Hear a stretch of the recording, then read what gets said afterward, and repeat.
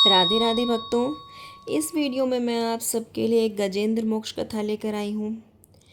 इसमें प्रभु नारायण ने गजेंद्र को अहंकार रूपी बीमारी से किस प्रकार मुक्ति दिलाई, यह इस कथा में बताया गया है। और गजेंद्र के जरिए हम सभी को यह पाठ समझाया गया है कि हमें कभी किसी भी चीज़ को लेकर, जैसे परिवार, पैसा, दोस्त, रिश्ते, नाते, किसी भी चीज़ को लेकर के कभी अहंकार नहीं करना चाहिए, क्योंकि कोई भी हमारे साथ हमेशा नहीं रहने वाला है। हमारे साथ रहेगा तो सिर्फ एक प्रभु का नाम, प्रभु पर विश्वास, बस हमें वही रखना है ध्यान। अब शुरू करते हैं गजेंद्र मोक्ष कथा। त्रिकूट पर्वत का राजा गजेंद्र, असंख्य पत्नियां थी उसकी, अनेक बच्चे थे उसके। वो सिर्फ उनके लिए ही जीता था। उनको कभी कोई परेशानी ना आए, कोई कष्ट ना आए, बस उनके लिए ही जीता था। गर्मी का समय था।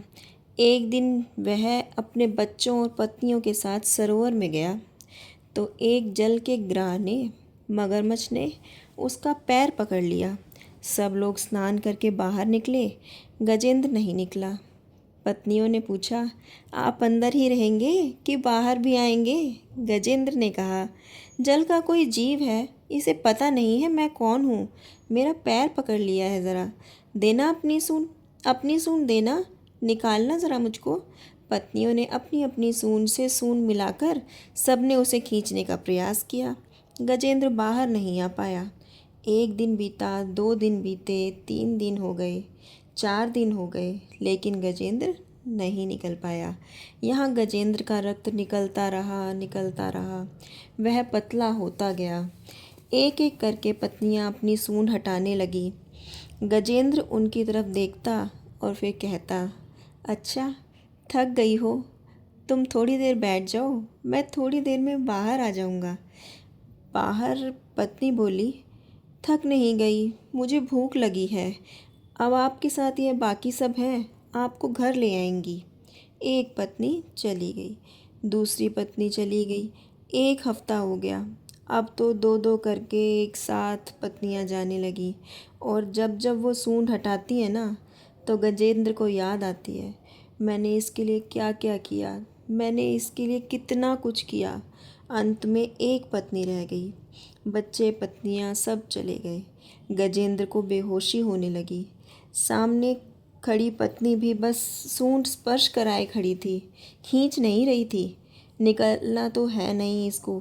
थोड़ी देर में उसने भी कहा, अब आप तो शायद निकल नहीं पाएंगे, मैं यहीं खड़ी रहूँगी। गजेंद्र बोले, देवी देख लो, तुम्हारा मन है, अब मैं प्रयास तो कर रहा हूँ, लेकिन यह पैर ही नहीं छोड़ रहा है मेरा, क्या करूँ?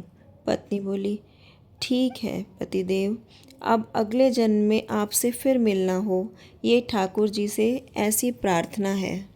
गजेंद्र की आंखों में आंसू आ गए। सब चले गए। पूरा परिवार जाता हुआ दिखने लगा। गजेंद्र को बहुत दुख हुआ। तब गजेंद्र ने अपने नेत्र बंद किए। नेत्र बंद करते ही उसे अपने पूर्व जन्म का स्मरण हुआ। वो पूर्व जन्म में चित्रकेतु नाम का राजा था। भगवान की बहुत सेवा करता था। केवल एक संत का अपराध करने की वजह से वह गज बनकर आया था इस जन्म में। अपने पूर्व जन्म में उसने एक भगवान की स्तुति लिखी थी, उसी का नाम था गजेंद्र मोक्ष।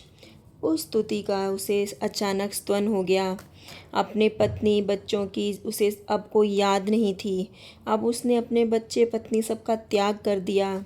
उसने कहा, वो क्या मुझे छोड़ेंगे, मैं उनका त्याग करता हूँ।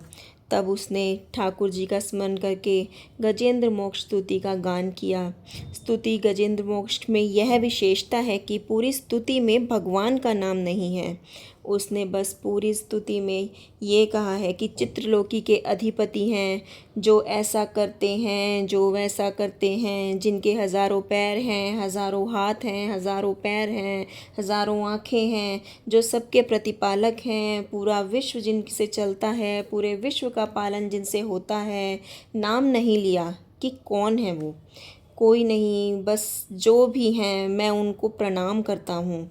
गजेंद्र जब स्तुति गा रहा था तब 33 करोड़ देवी देवता उसे देख रहे थे। सबसे पूछा गया, जाइए ना, आप देख क्या रहे हैं, जाके उसकी रक्षा कीजिए। देवता सब हमारा नाम बोलेगा तो हम जाएंगे। नाम ही नहीं बोल रहा।